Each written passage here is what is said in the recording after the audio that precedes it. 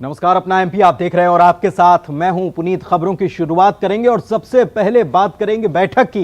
यह जलवा तभी तक कायम है जब तक सरकार है। बात मुख्यमंत्री शिवराज सिंह चौहान इस बैठक में कहते हुए नजर आए, जिसमें बीजेपी के मंत्री, विधायक, सांसद सभी मौजूद थे। उपचुनाव को लेकर यह बैठक चल रही थी और बैठक में विधायक, सांसद, मंत्री बुलाए गए थे और सीएम ने कहा है कि जलवा तभी तक जब तक सरकार, और इसीलिए सब छोड़कर उपचुनाव के मैदान में उतरना है। किसी भी सूरत में 27 में से 27 सीटें जीतना है। उपचुनाव में 100% रिजल्ट आना चाहिए।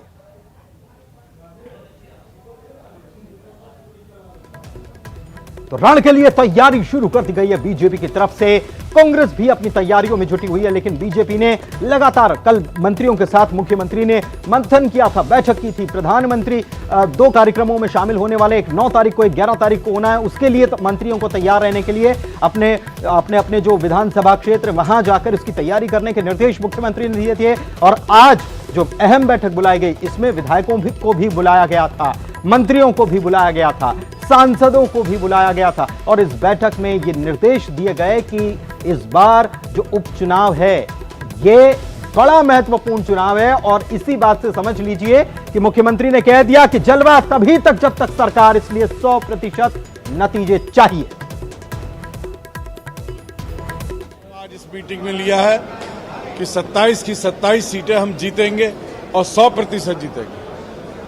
और जो मुख्यमंत्री जी का आदेश है और पार्टी का आदेश है, उसका पालन प्रत्येक कार्यकर्ता करेगा। विकास के मुद्दे पर जो हमने किया है वो आम जन तक पहुंचाना है और पहुंचा करके जो कांग्रेस झूठ के दम पर, छलावे के दम पर चुनाव जीतने की बात करती है, उसे जनता को समझा करके हमें कमल का फूल मध्य प्रदेश में खिलाना है। और चलिए आगे बढ़ते हैं और बहुचर्चित चावल घोटाले की बात करते हैं। मुख्यमंत्री ने निर्देश दिए, जिसके बाद बहुचर्चित धान चावल का घोटाला है, जो घटिया स्तर का चावल लोगों में बांट दिया गया है, इस पूरे मामले की जांच ईओडब्ल्यू ने शुरू कर दी है। और इस मामले में ईओडब्ल्यू ने एक बड़ा एक्शन लिया है। बालाघाट और मंडला जिले में संयुक्त रूप से एक एफआईआर दर्ज की गई है। यह एफआईआर ईओडब्ल्यू के भोपाल मुख्यालय में दर्ज हुई। जबलपुर विंग पूरे मामले की जांच कर रही है। एफआईआर में 22 मिलर्स और 9 अफसरों को आरोपी बनाया गया। इसके साथ ही जांच का दायरा बढ़ाते हुए ईओडब्ल्यू ने 10 दूसरे जिलों की भी जांच शुरू कर दी है। जैसे जांच आगे बढ़ती जाएगी, वैसे जिलों की संख्या में भी इजाफा होगा। इसके साथ ही हाल ही में केंद्र सरकार की तरफ से जो रिपोर्ट मध्य प्रदेश सरकार को जारी की गई थी, भेजी गई थी, इससे सियासत में खलबली मची थी। इस रिपोर्ट में खुलासा हुआ था कि जो चावल इंसानों को बांट दिया गया वो तो जानवरों के खाने के लायक था। सरकार ने इस रिपोर्ट के आधार पर एक्शन लिया और ईओडब्ल्यू को मामले की जांच सौंपी। इस मामले में पहली बार खाद्य और नागरिक आपूर्ति मंत्री प्रद्युम्न सिंह तोमर का बयान भी आया। उन्होंने न्यूज 18 से कहा कि चाहे जितने भी पहुंच वाले क्यों ना हो, कितने भी रसूखदार क्यों ना हो, अगर उनका नाम आता है तो उन पर कार्रवाई होकर रहेगी। विभाग ने भी एक्शन लिया है और सरकार ने भी एक्शन लिया है। उसमें जितने भी अधिकारी, उनके अधीनस्थ कर्मचारी और जो मिलर्स हैं जिन्होंने घटिया चावल की सप्लाई की है, उनके ऊपर, बहुत मिलर्स के ऊपर कार्रवाई की गई है और बहुत से लोगों के ऊपर एफआईआर दर्ज भी करी गई है। जब खरीदी की गई उस समय कांग्रेस की सरकार थी। मिलिंग में उसके बाद, धान खरीदी के बाद मिलिंग में आती, तो मिलिंग बाद में हुई है। खरीदी तो आपके ही समय हुई थी, कांग्रेस के समय हुई थी। अब मिलिंग में जो अधिकारियों की और मिलर्स की जो मिली भगत थी वो उजागर हो रही है और उसमें जो तथ्य सामने आएंगे जांच में, निश्चित रूप से कार्रवाई की जाएगी। और फौरी तौर पर अभी बहुत से जो अधिकारी सीधे सामने आए हैं उनके ऊपर कार्रवाई की गई। बहुत से लोगों को सस्पेंड भी किया गया है। निश्चित रूप से एक बड़ा रैकेट काम कर रहा है, ऐसा मुझे लगता है। और जो भी होगा, ईओडब्ल्यू और हमारे इस बड़े अधिकारी इसमें जांच कर रहे हैं और मामला सामने आएगा। जो भी संलिप्तता होगी, चाहे कितना भी बड़ा राजनीतिक वजूद वाले व्यक्ति हों, उनको बख्शा नहीं जाएगा। तो बीजेपी की तरफ से इस पूरे मामले पर कहना है कि ये खरीदी जो है कांग्रेस के शासनकाल में हुई थी, लेकिन कांग्रेस कह रही है कि ये तो 2-3 साल पहले इसकी खरीदी कर ली गई थी, तब शिवराज शासन था, ये कांग्रेस की तरफ से कहा गया। आगे बढ़ते हैं, अगली खबर की बात करते हैं। जिस तरीके से मध्य प्रदेश में किसान पूरा खून पसीना लगाकर मेहनत करके और अपना धान उगाता है या अनाज उगाता है, उसकी हालत ऐसी हो गई है कि किसी को भी देखकर आंख में आंसू आ जाएं। आपको दिखा रहे हैं ये दो तस्वीरें, सतना और छतरपुर की ये तस्वीर है, और आप तीन तस्वीरें हैं, दो तस्वीरें सतना की, एक छतरपुर की ये तस्वीर है, और आप देखिए कि क्या हालात यहां पर हो गए। सतना में भंडार केंद्रों में खुले में रखा हुआ हजारों क्विंटल धान पानी में भीगकर खराब हो गया। लापरवाही की इंतहा ऐसी है कि खुले आसमान के नीचे जो धान रखा था वो अंकुरित होने लगा है। छतरपुर में वेयर हाउस के बाहर रखा अनाज बारिश में भीग गया, खराब हो गया। पीडीएस की दुकानों में बांटे जाने वाला कई क्विंटल चावल और चना भी खराब हो गया। सतना के भंडार केंद्र की लापरवाही से पीडीएस में बंटने वाला सैकड़ों क्विंटल गेहूं भी सड़ गया, और जब लोगों को सड़ा हुआ अनाज मिला तो उन्होंने इसे लेने से इनकार कर दिया, जिसके बाद इस मामले में कलेक्टर ने जांच के आदेश दिए हैं। तो कितनी बड़ी लापरवाही। अभी इसके पहले हमने आपको खबर दिखाई कि कैसे सड़ा हुआ चावल या जानवरों के खाने लायक चावल जो है वो इंसानों को बांट दिया गया। उस पर केंद्रीय मंत्री ने कहा कि ऐसा कहना गलत है, ऐसा नहीं, फग्गन सिंह कुलस्ते कह रहे थे कि ऐसा नहीं कहना चाहिए कि वो जानवरों के खाने लायक था, वो तो थोड़ा सा उसमें पानी की वजह से भीग गया होगा। लेकिन अब ये तस्वीर और देख लीजिए, अनाज की कैसे बर्बादी हो रही है देख रेख के अभाव में, और कैसे अनाज को सड़ने दिया जा रहा है। ये तस्वीर उसकी बानगी है। सतना और छतरपुर की ये तस्वीरें बता रही हैं कि कैसे लापरवाही की इंतहा की जा रही है।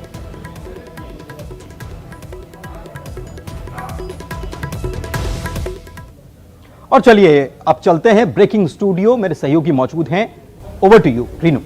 जी बिल्कुल, शुक्रिया पुनीत। और भोपाल से बड़ी खबर है, जहां पर महिला एवं बाल विकास मंत्री इमरती देवी का बयान आया है।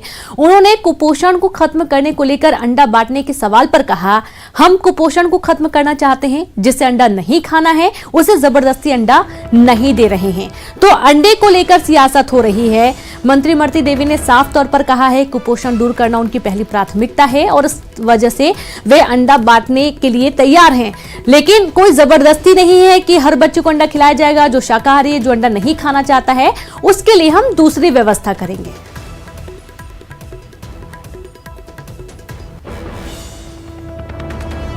अंडे रोज खाओ, अंडे गर्भवती महिला को भी अंडे दो, छोटे बच्चों को भी अंडे दो।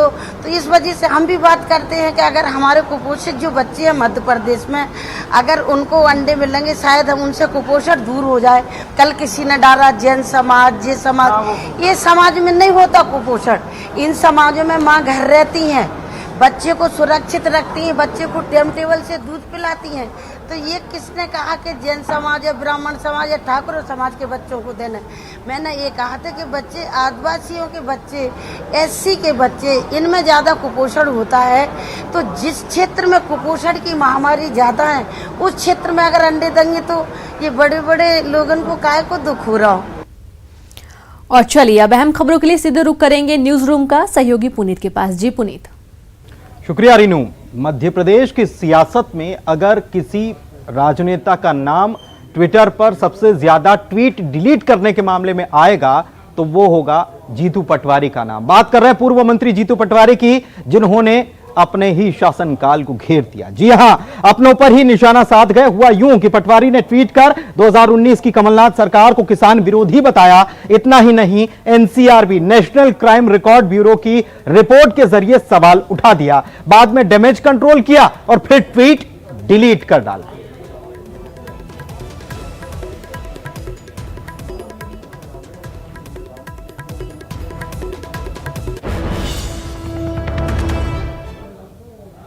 चलिए एक बार फिर से ब्रेकिंग स्टूडियो का रुख करते हैं। Over to you Renu.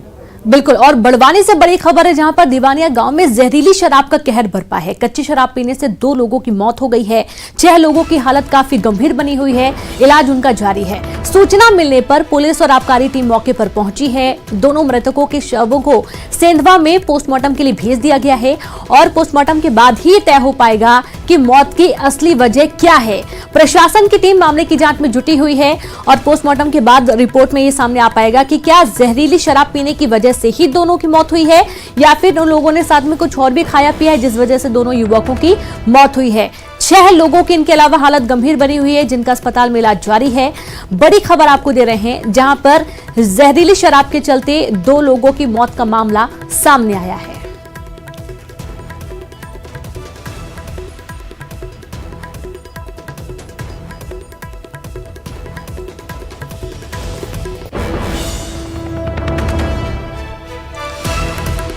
तो बड़ी खबर बड़वानी से दीवानिया गांव में जहरीली शराब का कहर बरपा। कच्ची शराब पीने से 2 लोगों की मौत हो गई है और ये कहा जा रहा है कि जो कच्ची शराब है वो जहरीली हो चुकी थी और इस वजह से दोनों की मौत हुई है। हालांकि पूरा मामला भी जांच का विषय बना हुआ है। पूरे मामले की जांच पुलिस और आबकारी की टीम कर रही है और दोनों युवकों के शवों को पोस्टमार्टम के लिए भेज दिया गया है, जिसके बाद ये क्लियर हो जाएगा कि आखिरकार दोनों युवकों की मौत जहरीली शराब पीने से हुई है या फिर इसका कारण कुछ और भी है।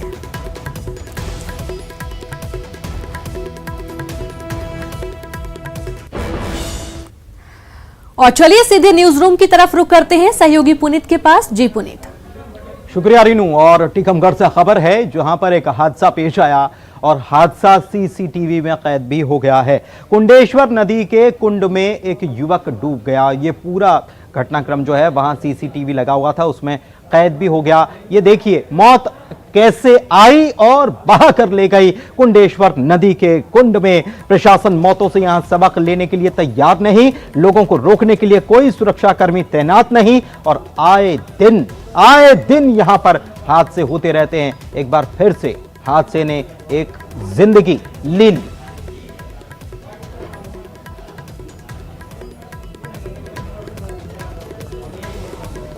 कुंडेश्वर नदी के कुंड में देख सकते हैं आप कि कैसे यह हादसा हुआ। दोस्त को बचाने के चक्कर में जान चली गई और यहां जो सीसीटीवी लगा हुआ है उसमें यह पूरा हादसा कैद हुआ है। देखिए ये तस्वीर, देखिए ये तस्वीर, कैसे ये युवक हादसे का शिकार हो जाता है। बचाने की कोशिश की जाती है लेकिन हादसे का शिकार हो जाता है।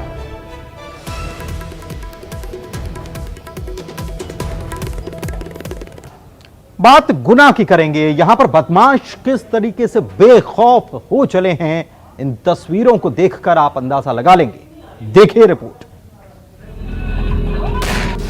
कोरोना काल चल रहा है, देश दुनिया में लोगों को जान की फिक्र है, लेकिन यहाँ कुछ अलग ही तमाशा चल रहा है। तस्वीरें देखिए किस तरह खुलेआम अवैध हथियार से फायरिंग की जा रही है।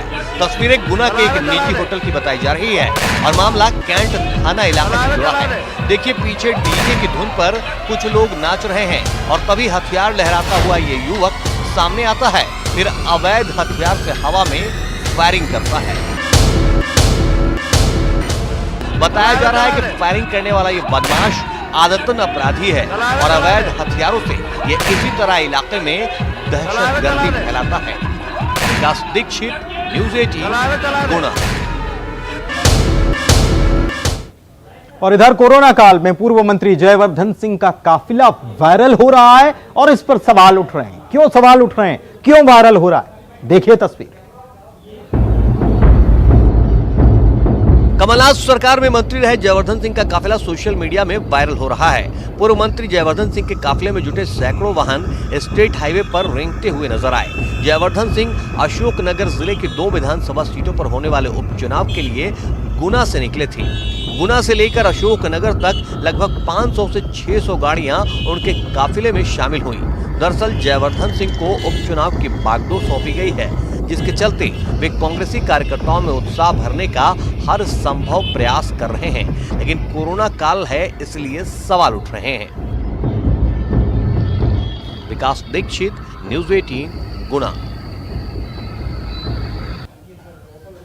और यहां रुक रहे हैं एक छोटे से ब्रेक के लिए, जल्द लौटेंगे कुछ और खबरों को लेकर। आप बने रहिए हमारे साथ।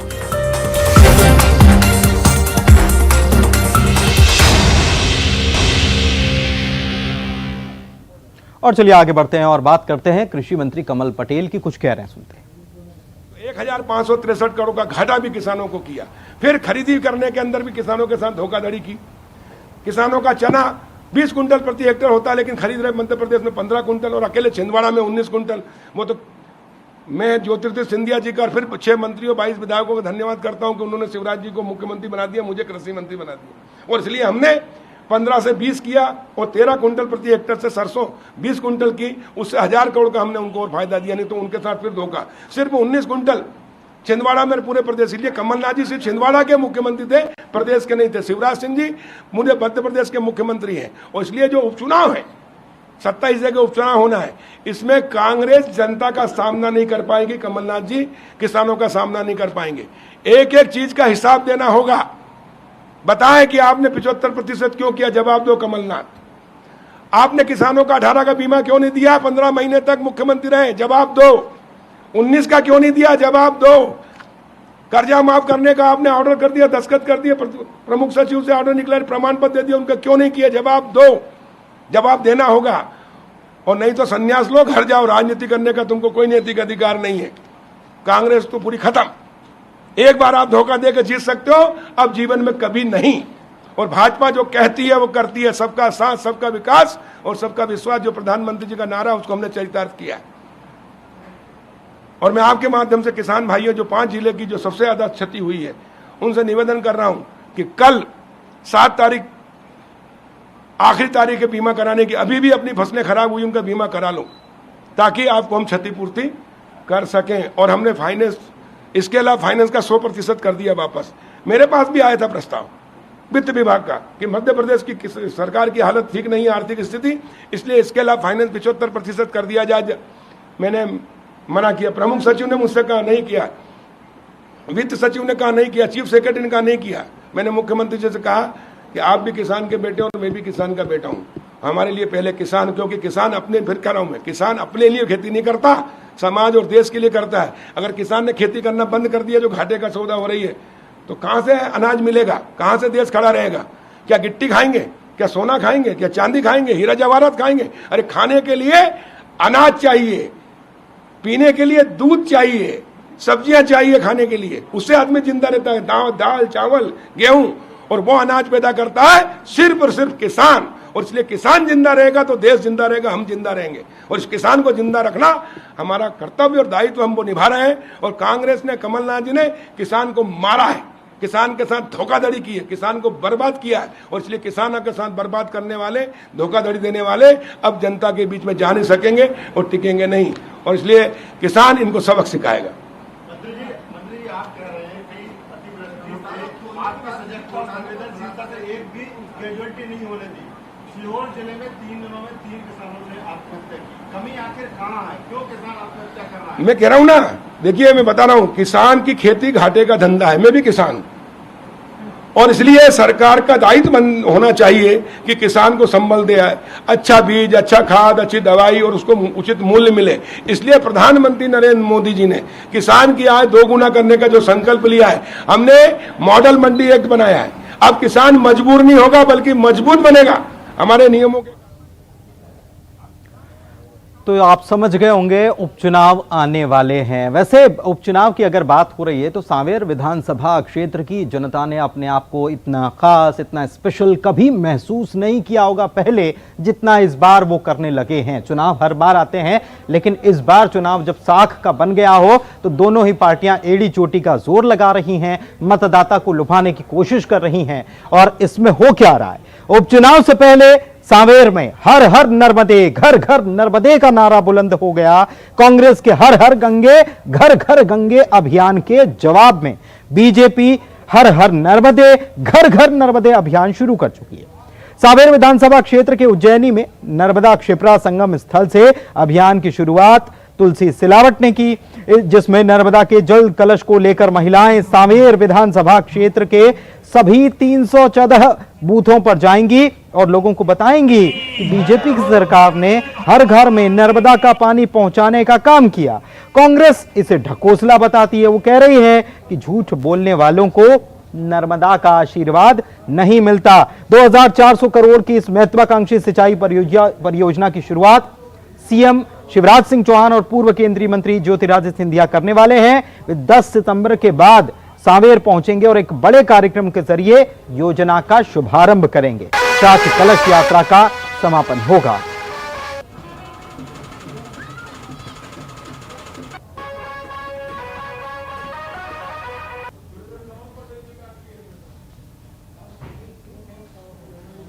स्थल से हर सेक्टर में मां नर्मदा का पवित्र जल पहुंचाने का से शुरुआत की है। ये जल अब सांवेर विधानसभा के 314 पोलिंग बूथों तक पहुंचेगा और इन 314 पोलिंग बूथों पे हमारी जो माता और बहनें हैं वो सिर पर कलश रखकर अपने संपूर्ण गांव में उसका भ्रमण करेंगे। आज वो किसी की भी कहे उससे कहने से कुछ नहीं है, जो ऑलरेडी आप कर चुके हो, जिसका भूमि पूजन पहले कर चुके हो, जिसकी आप पहले ही लोगों को ख्वाब दिखा चुके हो, आज नए सिरे से अगर आप कुछ ढोंग धतूरा कर भी लेते हो तो उससे कोई फर्क नहीं पड़ना है। जनता बहुत समझदार है और जनता निश्चित तौर पर इस बार कमलनाथ जी की सरकार पुनः बनाई। तो आप समझ जाइए कि पानी को, जल को हर घर में पहुंचाने के बजाय जब ये भाषा इस्तेमाल की जानी लगे कि 314 पोलिंग बूथों पर पहुंचेगा तो इसकी मंशा क्या होगी। वैसे सांवेर की ही बात कर रहे हैं, इसी खबर की हम अगली भी बात कर रहे हैं। यहां पर कलश यात्रा निकाली गई थी। भूलिए मत, आपको शायद याद होगा, राजनेता भूल जाते हो कि कोरोना काल चल रहा है। तस्वीरें दिखाते हैं आपको शायद इस तस्वीर को देखकर आप भूल जाएंगे कि कोरोना काल चल रहा है, क्योंकि राजनेता भूल चुके हैं।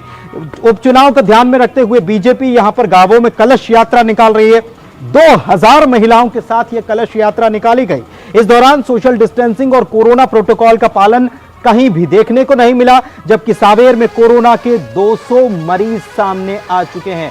तुलसी सिलावट खुद कोरोना संक्रमित हो चुके हैं। मुख्यमंत्री ने कोरोना से संक्रमित होने के बाद लोगों से अपील की कि आप सोशल डिस्टेंसिंग का पालन कीजिए, ज्यादा से ज्यादा घरों में रहिए, मास्क लगाइए, बाहर निकलिए तभी बहुत ज्यादा जरूरी तब हो। उपचुनाव से जरूरी क्या हो सकता है?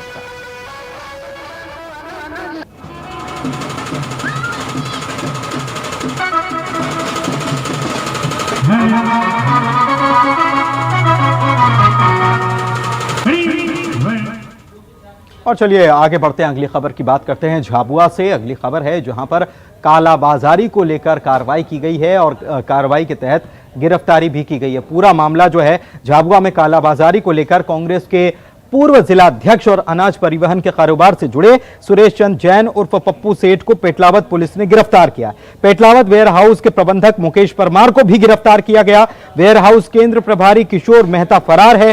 दरअसल गड़बड़ी की शिकायत के बाद वेयर हाउस के निरीक्षण के दौरान कई तरह की खामियां सामने आई, जिसमें चावल और गेहूं की बोरियों में बड़ा अंतर मिला। बताएं कि सुरेश चंद जैन झाबुआ विधायक और पूर्व केंद्रीय मंत्री कांतिलाल भूरिया के करीबी माने जाते हैं।